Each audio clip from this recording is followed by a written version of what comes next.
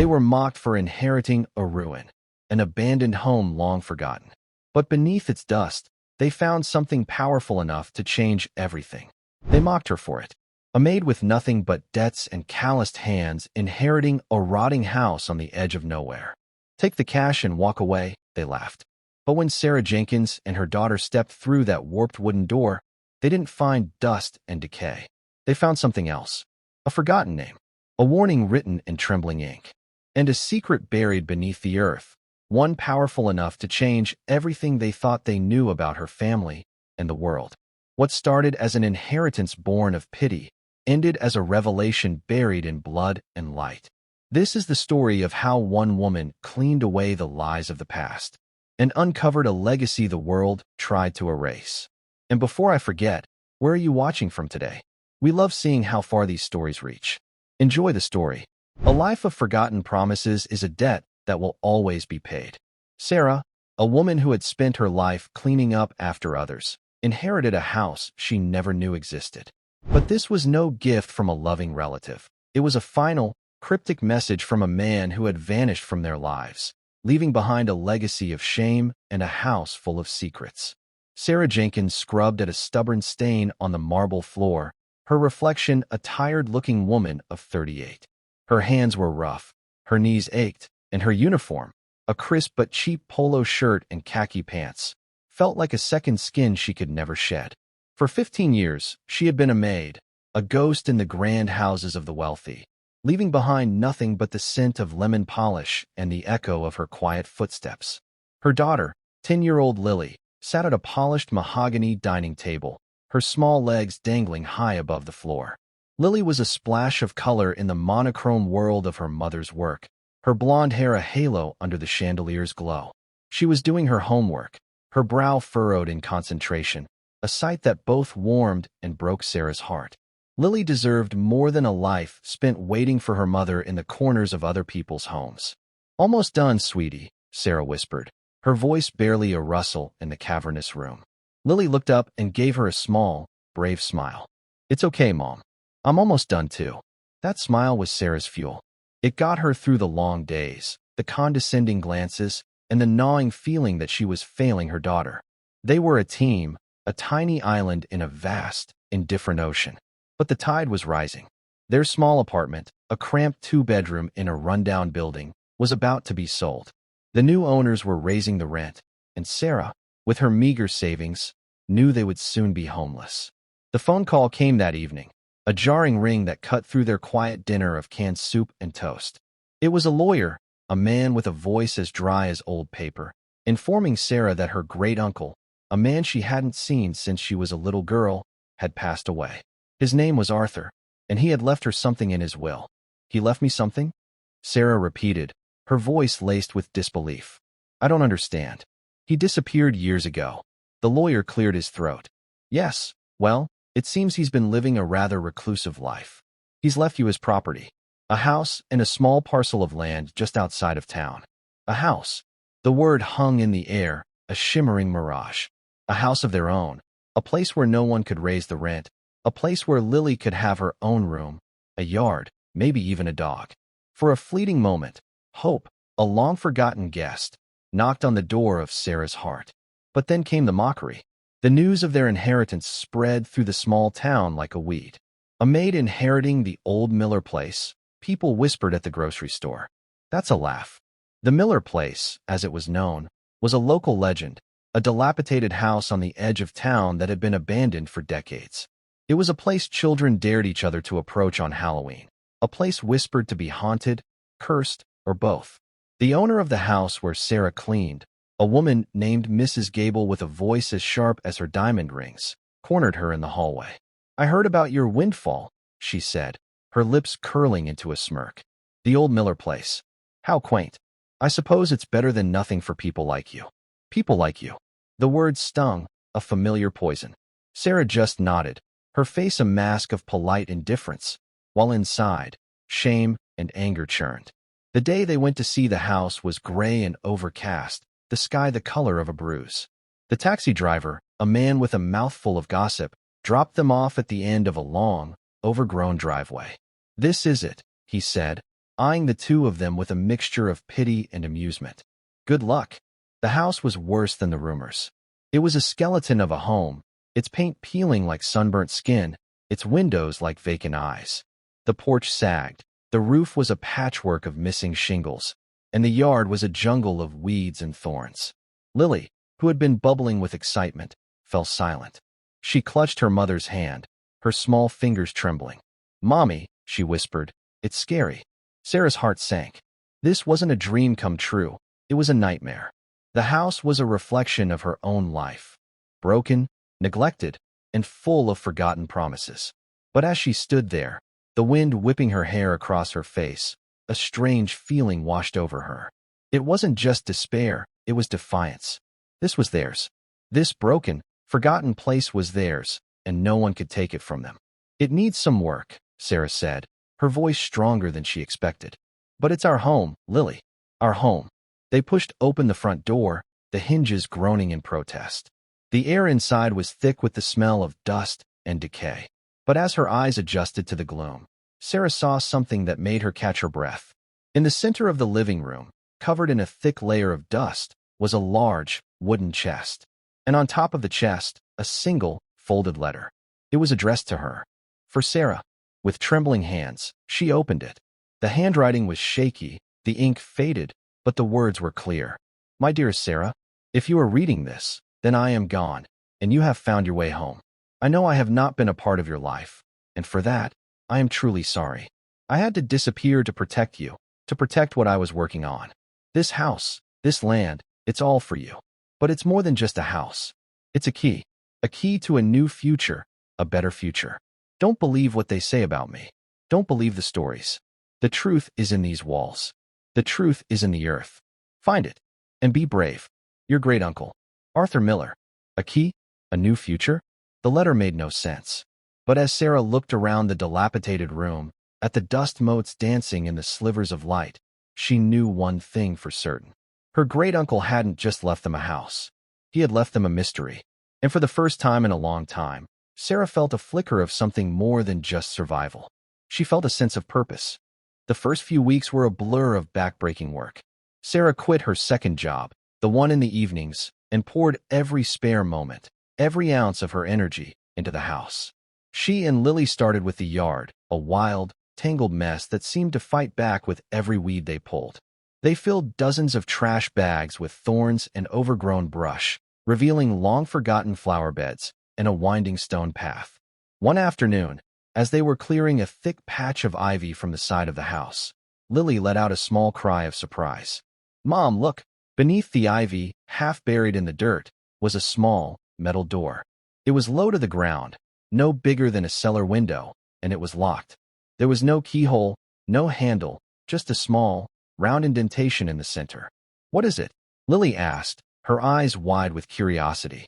"I don't know," Sarah said, her heart starting to beat a little faster. She remembered Arthur's letter. "The truth is in these walls. The truth is in the earth." They tried to pry the door open, but it wouldn't budge. It was sealed tight, as if it hadn't been opened in a very long time. That night, as Lily slept soundly in her small cot in the one room they had managed to make habitable, Sarah sat by the fireplace, the flames casting dancing shadows on the walls. She thought about her great-uncle, a man she barely remembered, a man the town had branded as a madman, a recluse, a failure.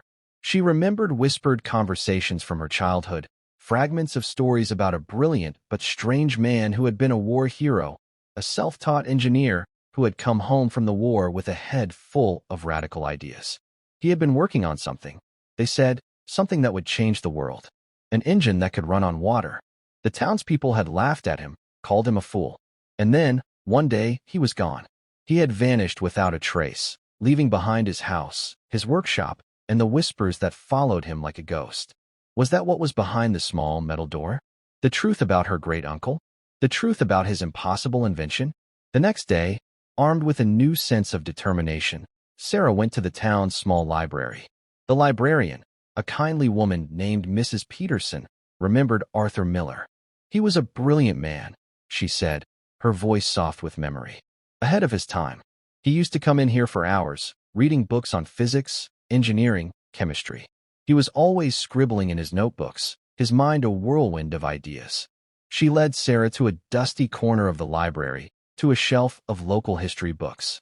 There, in a book about the town's veterans, was a picture of a young Arthur Miller in his army uniform. He had a kind smile and eyes that seemed to hold a universe of secrets. The book said he had been a decorated hero in the war, a genius at fixing things, at making the impossible possible. It mentioned his work on a new kind of engine, but it dismissed it as a failed experiment, a pipe dream. But Sarah didn't believe it. She couldn't. She had to know the truth. That evening, as she was cleaning out the old, dusty fireplace, her fingers brushed against a loose brick. Her heart skipped a beat. She pushed on it gently, and it moved. Behind the brick was a small, hidden compartment, and inside, nestled on a bed of faded velvet, was a strange, metal object. It was a small, flat disc about the size of her palm, with a series of intricate gears and symbols etched into its surface. And in the center, a small, round protrusion, the exact size and shape of the indentation on the metal door. It was a key. With Lily by her side, her small hand clutching a flashlight, Sarah went back to the metal door. Her hands trembled as she inserted the key. There was a soft click, and then a series of whirring sounds as the gears inside the lock turned. The door swung open, revealing a dark, narrow passageway. The air that wafted out was cool and smelled of damp earth and something else, something metallic, like ozone. "Should we go in?" Lily whispered, her voice a mixture of fear and excitement. Sarah took a deep breath. She didn't know what they would find in the darkness, but she knew they had to find it. This was more than just a house. It was a legacy. It was a chance to reclaim a story that had been lost, to give a voice to a man who had been silenced. "Yes," she said, her voice echoing in the sudden stillness. "We're going in." They descended the narrow, stone steps, the flashlight beam cutting a path through the darkness. The passageway opened into a large, underground room, a hidden workshop that was a world away from the dilapidated house above. The room was filled with strange and wonderful machines, their metal surfaces gleaming in the flashlight's glow. There were blueprints and diagrams pinned to the walls, covered in complex equations and intricate drawings.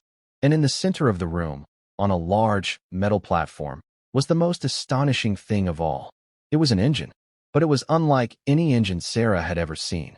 It was a beautiful, complex creation of copper coils, crystal chambers, and gleaming pipes. And connected to the engine, a large tank of water. This was it, Arthur Miller's engine, the engine that could run on water. But as they drew closer, they saw something else. Something that made Sarah's blood run cold. On the floor, next to the engine, was a dark stain. A stain that looked like dried blood. And then Lily screamed. She was pointing the flashlight at the far corner of the room, at a small, wooden desk. Slumped over the desk, as if he had fallen asleep in the middle of his work, was a man. A man who had been there for a very, very long time. It was Arthur Miller. He was not a ghost. He was not a madman who had run away. He was a man who had died in his secret workshop, guarding his invention, his legacy, his truth. Sarah rushed to his side, her heart pounding in her chest. There was a letter in his hand, clutched so tightly that she had to gently pry it from his fingers. It was addressed to her. "My dearest Sarah, if you are reading this, then you have found me, and you have found my life's work. I am sorry that I could not be there to guide you, to tell you my story myself. But I was not safe. They were coming for me, for my invention. They wanted to steal it, to bury it, to keep the world chained to their oil, their greed. I had to hide it. I had to hide myself. But I knew that one day, you would come. You have my blood in your veins, my spirit in your heart. You are the only one I can trust. The engine works, Sarah. It works. It can change the world. It can free us. But it is also dangerous. In the wrong hands, it could be a weapon. You must be careful. You must be clever. You must be brave. The plans are hidden. The key is in the stars. Look to the north. Follow the river of light. This is my legacy. Now it is yours. Your loving great-uncle, Arthur." Sarah looked up from the letter, her eyes filled with tears. She looked at the engine, at the man who had given his life to create it, and she knew what she had to do. This was not just about a house anymore. This was about justice. This was about a promise. This was about changing the world. The silence in the workshop was heavy, broken only by the sound of their own ragged breaths. Lily, who had been so brave until now, buried her face in her mother's side, her small body trembling. Sarah held her tight, stroking her blonde hair, trying to shield her from the grim reality of what they had found. Before them lay not just a secret, but a life cut short. Arthur Miller had died here, alone, in the cold, damp earth, surrounded by his magnificent, impossible creation. He had died protecting a dream he had now passed on to them. Sarah's grief was a strange, hollow ache for a man she had never truly known, but whose legacy was now irrevocably intertwined with her own. She felt a profound sense of injustice. The world outside had dismissed him as a failure, a madman. But the truth, hidden beneath a forgotten house, was that he had been a visionary. Tears streamed down Sarah's face, silent tears for the lost years, for the lonely death of a brilliant mind. She gently closed Arthur's eyes, whispering a prayer she didn't know she remembered. "Rest now," she murmured. "We'll take it from here." The immediate problem was overwhelming. What were they to do? They couldn't just leave him here. But calling the police, the authorities, would mean exposing the workshop, the engine, everything. Arthur's warning echoed in her mind. They were coming for me, for my invention. They wanted to steal it, to bury it. She couldn't let that happen. She had to protect his secret, just as he had. A plan, desperate and fragile, began to form in her mind. They would have to move him. They would have to give him a proper burial, but in a way that kept his final resting place, and his life's work, a secret. "Lily," Sarah said, her voice low and steady, a calm she did not feel. "We need to be very brave now. Can you do that for me?" Lily looked up, her blue eyes wide and tear-filled, but she nodded. She was her mother's daughter, a small ship built for stormy seas. The task was gruesome, a grim necessity that tested every fiber of Sarah's being. With an old tarpaulin from the workshop, they carefully and respectfully moved Arthur's body. It was a slow, arduous process, made harder by the weight of their grief. They brought him up the narrow stone steps and into the house, placing him in the back room, the one they had yet to clean. Sarah covered him gently, a silent promise passing between the living and the dead. The next day, Sarah made an anonymous call to the police from a payphone in the next town. She reported finding the remains of an elderly man in a patch of woods near the old Miller property, a story plausible enough to avoid immediate suspicion. She described a location far enough away from the house to divert attention. It was a lie that sat heavily on her conscience, but it was a necessary one. While the town buzzed with the news of the discovery, Sarah and Lily began their secret work. They buried Arthur in a quiet corner of the property, under the shade of an old oak tree, a spot that overlooked the rolling hills. They fashioned a simple wooden cross, and Lily picked a small bouquet of wildflowers to place on the freshly turned earth. There was no funeral, no eulogy, but in the quiet dignity of their private ceremony, they honored him more than any public display ever could. With Arthur laid to rest, Sarah's focus shifted to his final, cryptic message: "The plans are hidden. The key is in the stars. Look to the north. Follow the river of light." The stars. The north. A river of light. It sounded like a riddle from a children's storybook. Her first thought was the attic. It was the highest point of the house, the closest to the stars. The attic was a repository of forgotten things, a museum of a life lived in solitude. It was filled with old furniture draped in white sheets, boxes of books, and the faint scent of cedar and thyme. In one corner, under a dusty canvas, they found a large, brass telescope. It was a beautiful instrument, old but clearly well cared for. It was pointed at a small, circular window that faced north. "He must have watched the stars from here," Lily whispered, her voice filled with awe. For days, they searched the attic, sifting through Arthur's belongings. They found old photographs, journals filled with his elegant script, and books on astronomy, their pages filled with his handwritten notes. He wrote of constellations, of nebulae, of the vast, silent dance of the cosmos. He seemed to have a particular fascination with the Milky Way, which he referred to in his journals as the River of Light. The clue was coming into focus. Follow the River of Light. But what did it mean? One night, unable to sleep, Sarah went to the attic alone. The sky was clear, a blanket of glittering diamonds. She looked through the telescope, aiming it at the dense, shimmering band of the Milky Way. As she adjusted the focus, she noticed something odd. Etched into the main lens of the telescope, almost invisible to the naked eye, was a series of fine lines, like a map. And on that map, a single star was circled. Below it, a name, Polaris. The North Star. Her heart pounded. This was it. Another piece of the puzzle. But what did it mean? How could a star be a key? She spent the next few days poring over Arthur's astronomy books, learning everything she could about Polaris.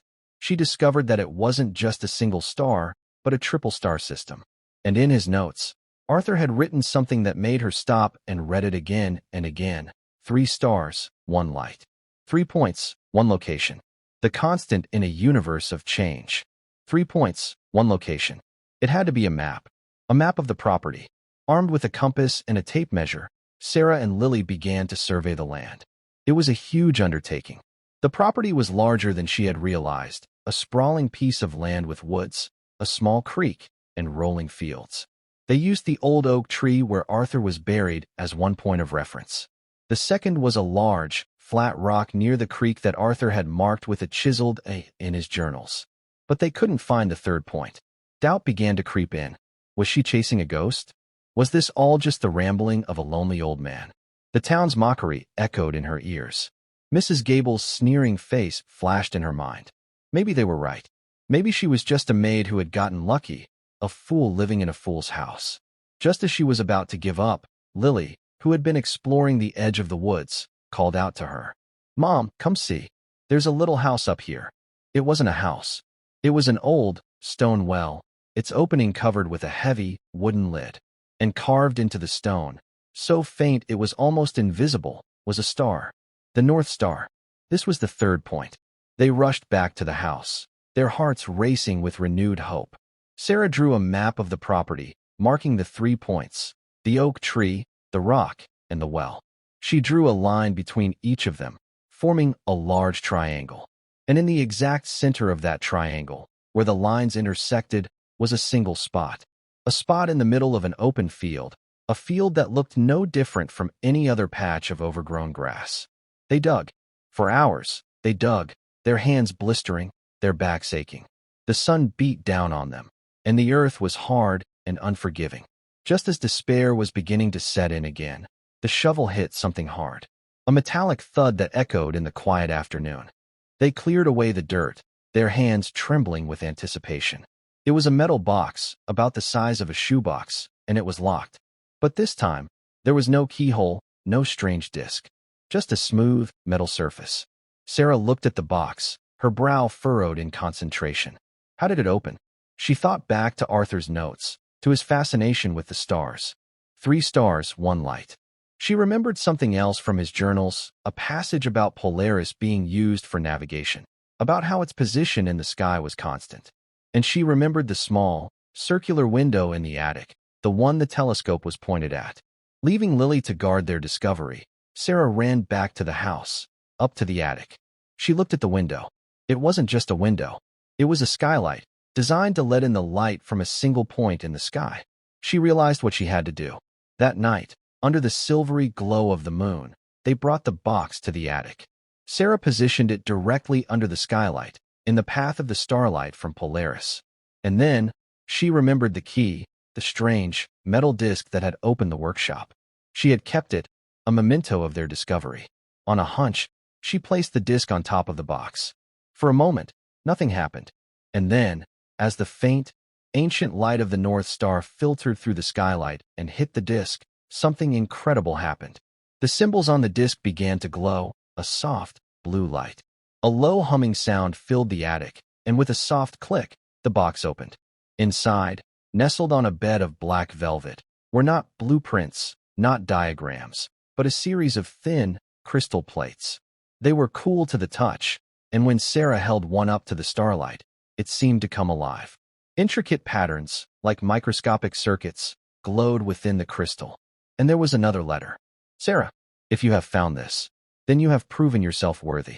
You have a mind as sharp as any engineer, and a heart as brave as any soldier. These are not plans. Plans can be copied, stolen. This is the heart of the engine, the energy source, a way to harness the quantum energy of water itself. It is a gift, but also a burden. You now hold the power to change the world. Use it wisely. Do not let it fall into the hands of those who would use it for greed and destruction. Trust no one. Arthur. Sarah looked at the glowing crystal in her hand, and for the first time, she understood the true weight of her inheritance. This was not just an invention. It was a revolution, and it was now in her hands. But Arthur's warning, trust no one, sent a shiver down her spine. The world was not ready for this, and there were people, powerful people, who would do anything to keep it a secret. Her quiet life as a maid was over. Her struggle was no longer just about survival. It was about protecting a legacy, a dream of a better world. And as she looked at Lily, whose eyes were wide with wonder, she knew that this was a fight she had to win. For her daughter, for Arthur, and for a future she was now responsible for creating. The next few months were a strange paradox. On the surface, their lives became a routine of quiet domesticity. They continued to work on the house, making it a home, room by room. They planted a garden, and the long-forgotten flower beds burst into a riot of color. To the outside world, they were just a single mother and her daughter, slowly fixing up an old, broken-down house.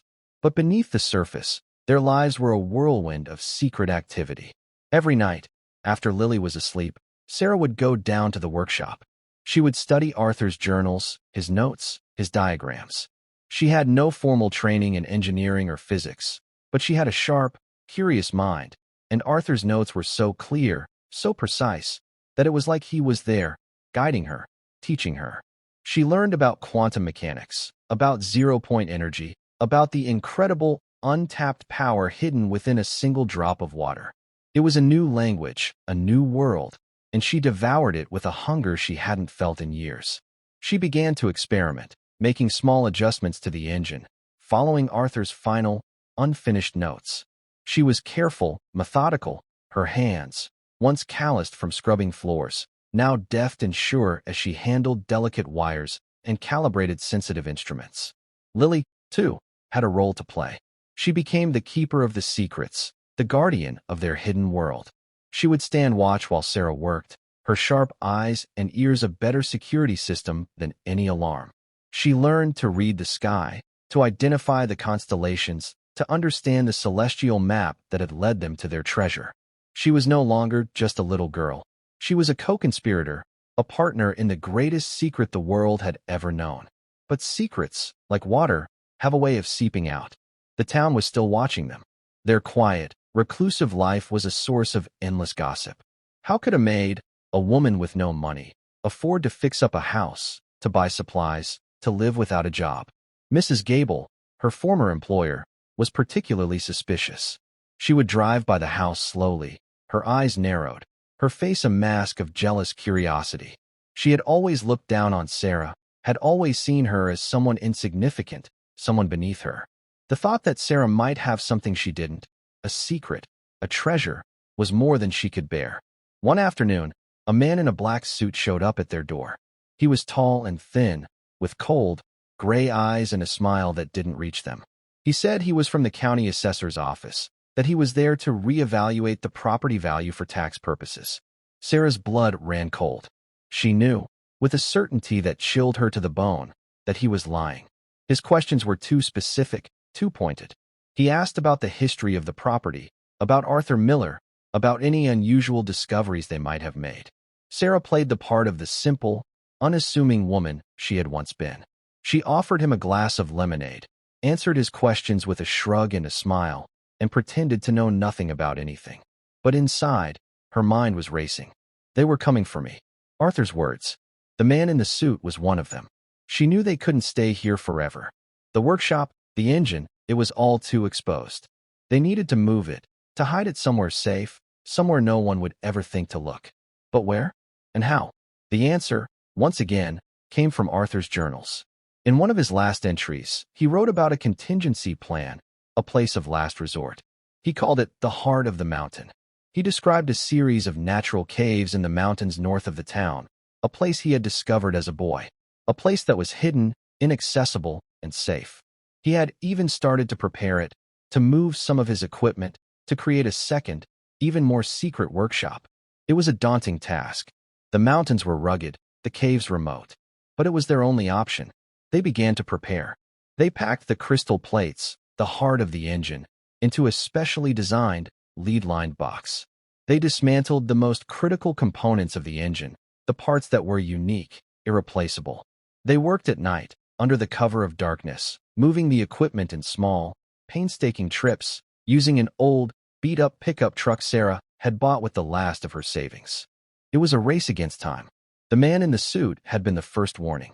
Sarah knew there would be others. They were being watched. She could feel it, a prickling sensation on the back of her neck, a sense of unseen eyes following her every move. One night, as she was loading the last of the equipment into the truck, a car pulled up at the end of the driveway, its headlights cutting through the darkness. It was Mrs. Gable. She got out of the car, her face a mixture of triumph and greed. "I knew it," she hissed, her voice dripping with venom. "I knew you were hiding something. What is it? What did you find in this old house? Gold? Jewels? Whatever it is, you don't deserve it. People like you don't deserve anything." She started to walk towards the truck, her eyes gleaming with avarice. But just as she reached the edge of the property, a low rumbling sound filled the air.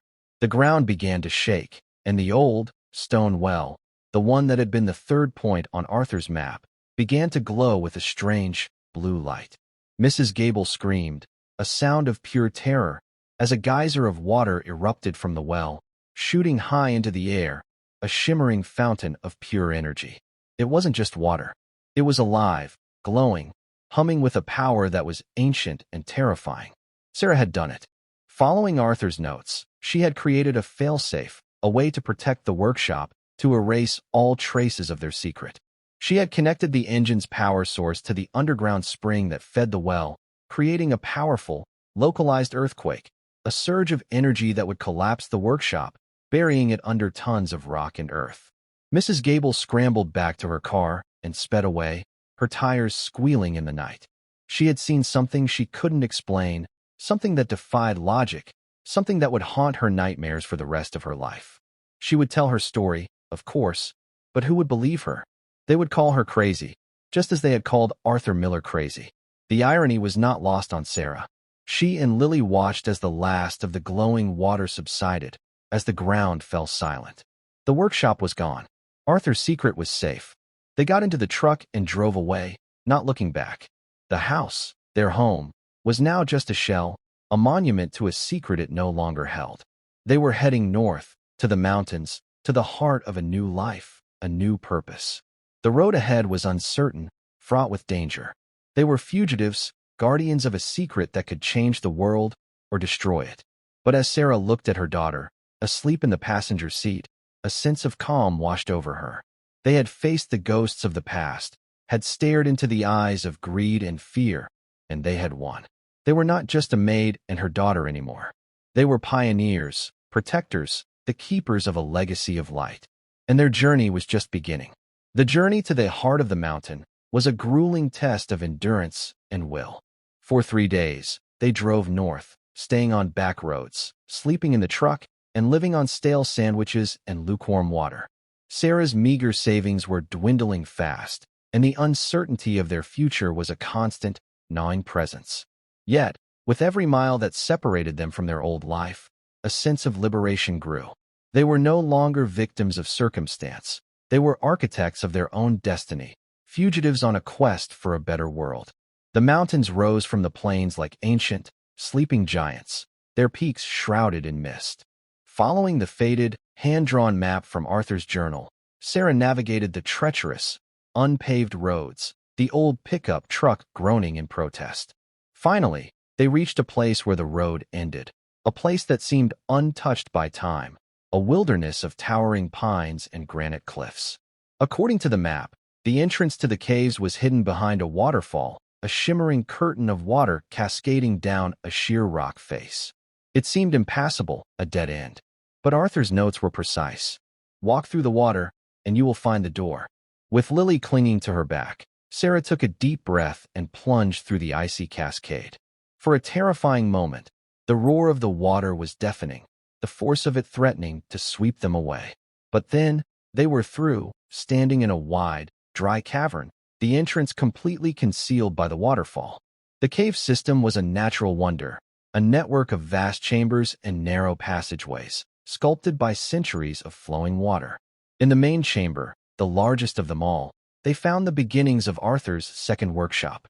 There were crates of equipment, a small generator, and a stack of carefully preserved scientific journals. He had been preparing this place, this sanctuary, for years. Setting up their new life was a monumental task. They had to be completely self-sufficient, hidden from a world that was looking for them. They hauled the rest of the equipment from the truck, piece by piece, a slow, back-breaking process. They set up a small living area in one of the smaller, warmer caves, with cots, a makeshift kitchen, and a small library of Arthur's books. Sarah became a master of improvisation. She learned to harness the power of the underground river that flowed through the caves, using a small turbine Arthur had designed to generate electricity. She taught Lily how to forage for edible plants, how to identify animal tracks, how to live in harmony with the wilderness that was now their home and their protector. The workshop became Sarah's sanctuary. Here, surrounded by the silent, ancient rock, she could finally focus on her work, free from the prying eyes of the world. She reassembled the engine, its beautiful, complex components gleaming in the soft light of the cavern. With the crystal plates, the heart of the engine, installed, she was ready to begin the final phase of Arthur's work, to stabilize the energy source and make the engine a viable, sustainable source of power. It was a daunting challenge. The science was complex, the calculations precise. There were moments of frustration, of doubt, when she felt like an imposter, a simple maid playing in a world of giants.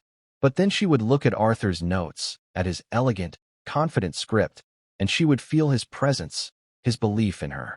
And she would look at Lily, her bright, curious daughter, who never once doubted her, and she would find the strength to continue. Lily, in turn, blossomed in their new environment. The wilderness was her playground, the caves her castle. She shed the quiet, timid shell of her old life and became a confident, resourceful young girl. She learned to read the stars not from a book, but from the vast, open sky above their mountain home. She became an expert on the local flora and fauna, her small notebook filled with detailed drawings and observations. She was no longer just a maid's daughter. She was a child of the mountains, wild and free. But their idyllic isolation was not to last. One day, as Sarah was working on the engine, a strange, rhythmic thumping sound echoed through the caves. It was a sound that did not belong in the wilderness, a sound of machinery, of intrusion. Helicopters. They were flying in a grid pattern, methodically scanning the mountains. They were searching for them. Panic, cold and sharp, seized Sarah. They had been so careful. How could they have been found? She quickly shut down the engine, extinguishing the soft, blue glow that was its signature. She and Lily retreated to the deepest, most hidden part of the cave system, their hearts pounding in the sudden, heavy silence. They could hear the helicopters hovering overhead, the sound a menacing drumbeat that seemed to shake the very foundations of the mountain. For 2 days, they hid in the darkness, their food and water supplies dwindling. The helicopters were relentless, their presence a constant, terrifying reminder that they were not safe, that the world they had tried to escape was closing in on them. On the 3rd day, the sound of the helicopters receded and a fragile, uncertain silence returned. But Sarah knew this was not the end. It was a warning. They had been found, and it was only a matter of time before their pursuers came for them on foot. They had to be ready. Drawing on her great uncle's military knowledge, gleaned from his journals, Sarah began to fortify their home. They set up a series of early warning systems, using tripwires and simple, handmade alarms. They mapped out escape routes, secret passages within the cave system that only they knew. They were no longer just scientists. They were soldiers in a silent war, defending their home, their legacy, their dream. A week later, they came. A team of men in black, tactical gear, moving through the forest with a cold, professional efficiency.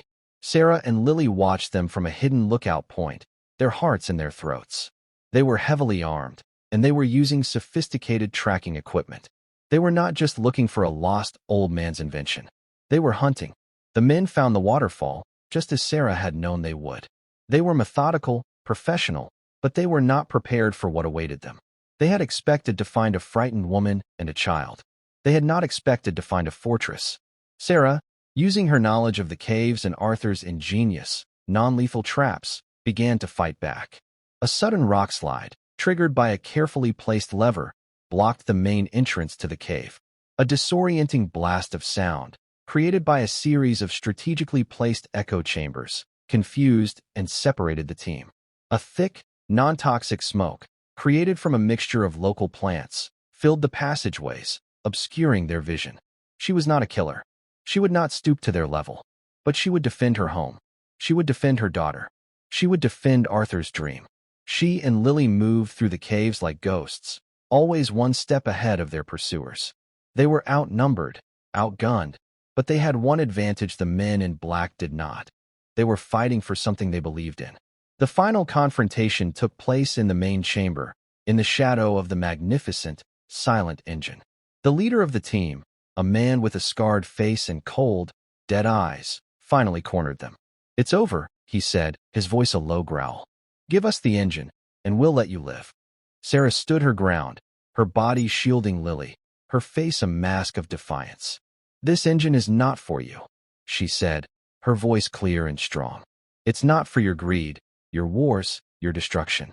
It belongs to the world." The man laughed, a harsh, ugly sound. "The world doesn't know what to do with power like this. We do. We'll control it. We'll own the future." He raised his weapon, his finger tightening on the trigger. But in that moment, Lily, who had been standing silently behind her mother, did something extraordinary. She began to sing. It was a simple, clear, beautiful melody, a song of the mountains, of the stars, of the river of light. Her voice, pure and unwavering, echoed through the cavern, a sound of such profound, unexpected beauty that it seemed to stun the men into silence. And as she sang, the engine, which had been dormant, began to glow. A soft, warm light emanated from the crystal plates, a light that grew in intensity, pulsing in time with Lily's song. The air in the cavern grew thick with energy, a palpable, humming power that was not threatening, but protective, alive. The men in black, their faces a mixture of fear and awe, stumbled back. They were soldiers, killers, men of violence. They did not know how to fight a song. They did not know how to fight a light. Then, Sarah, seizing the opportunity, activated the engine's final, most powerful defense mechanism. A wave of pure, concentrated energy erupted from the engine, a wave that was not destructive, but disruptive. It disabled all of their electronic equipment, their weapons, their communications. It left them powerless, disarmed, standing in the face of a power they could not comprehend. Defeated, not by force, but by a power they could not understand, the men retreated, their mission a failure. They left the mountains, their confidence shattered, their cold, hard world shaken to its core. In the aftermath, as the soft glow of the engine faded and the silence returned, Sarah held her daughter close, her heart overflowing with a love and a pride so fierce it almost hurt. They had done it. They had faced the darkness, and they had won. But Sarah knew that this was just one battle. The world was still out there. The men in black would be back. They would never stop looking for the engine. She also knew that they could not hide forever. The engine was not meant to be a secret, a treasure for them to hoard in their mountain fortress. It was meant to be a gift to the world, a gift that could heal the planet, end wars, and lift humanity out of the darkness of its own greed. She had a choice to make, a choice that Arthur, in his final, lonely moments, had left to her. She could keep the engine hidden, protecting it from a world that was not ready for it. Or she could take a leap of faith. She could trust in the power of hope, in the goodness of people, in the possibility of a better future. She looked at Lily, at her bright, brave, beautiful daughter, who had faced down men with guns with nothing but a song. And she knew what she had to do. It was time to stop hiding. It was time to stop running. It was time to change the world. A few weeks later, a small, independent journalist, a woman known for her integrity and her fearless pursuit of the truth, received an anonymous email. The email contained a set of coordinates, a simple message. "The future is here. Come alone." Intrigued, the journalist followed the coordinates, a journey that led her deep into the mountains, to a hidden waterfall, to a cave filled with wonders beyond her wildest dreams. There, she met a woman and a young girl, who told her a story that would change the world forever. The story of a maid and her daughter, who had inherited an abandoned home and found a legacy of light. The story of a brilliant, forgotten inventor who had dreamed of a better world. The story of an engine that could run on water, an invention that would finally be shared with a world that so desperately needed it. Sarah and Lily's journey was far from over. There would be new challenges, new dangers, new battles to fight. The world would not change overnight. There would be resistance, disbelief, and greed. But now, they were not alone. They had the truth on their side. They had the hope of a better future. And they had each other. As they stood at the entrance to their cave, looking out at the vast, beautiful world that they were about to change, Sarah took Lily's hand. "Are you ready?" she asked. Lily looked up at her mother, her eyes shining with a light that rivaled the stars. "I'm ready," she said. And together, they stepped out of the shadows and into the dawn of a new day. The world did not change overnight. It shuddered. The journalist's story, backed by irrefutable proof, videos of the engine, schematics from Arthur's journals, and live demonstrations streamed from an undisclosed location, was the single most explosive piece of news in human history. It broke not like a wave, but like a global earthquake, sending shockwaves through every stock market, every government, and every household on the planet. The initial reaction was a tidal wave of disbelief. It was dismissed as an elaborate hoax, a conspiracy theory of the highest order. But the proof was relentless. Sarah, guided by the journalist, began releasing more information, carefully curated to be understood by the public, not just scientists. She demonstrated the engine's power by running a small, off-grid hospital in a remote African village, its lights blazing in a sea of darkness.